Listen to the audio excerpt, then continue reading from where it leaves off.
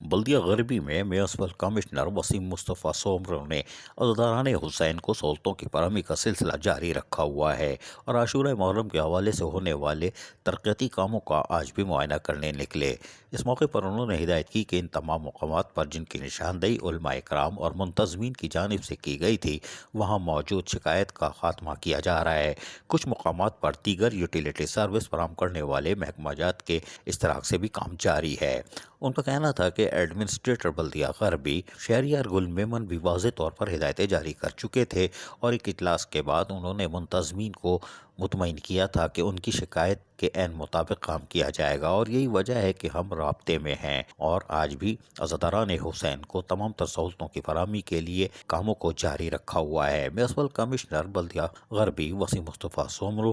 کی نگرانی میں تمام یونین کونسلوں میں ہنگامی بنیادوں پر کاموں کو پائے تکمیل تک پہنچایا جا رہا ہے، جہاں مساجد، امام بارگاہوں اور جلوس کی گزرگاہوں سمیت دیگر پروگرام منعقد کیے جاتے ہیں۔ ان مقامات کو فوری طور پر جہاں صفائی ستھرائی کرنے کے ساتھ ساتھ اسٹریٹ لائٹنگ کے ذریعے روشن کرنے کے ساتھ ساتھ سڑکوں کی تعمیر اور مرمت کا کام بھی جاری ہے اور یقینی طور پر وہ گزشتہ سالوں کی طرح اس سال بھی عزاداران حسین کو بلدیہ غربی کے تحت تمام سہولتوں کی فراہمی کو یقینی بنا لیا جائے گا۔ عزیز عارف، KBS بلدیاتی نیوز، کراچی۔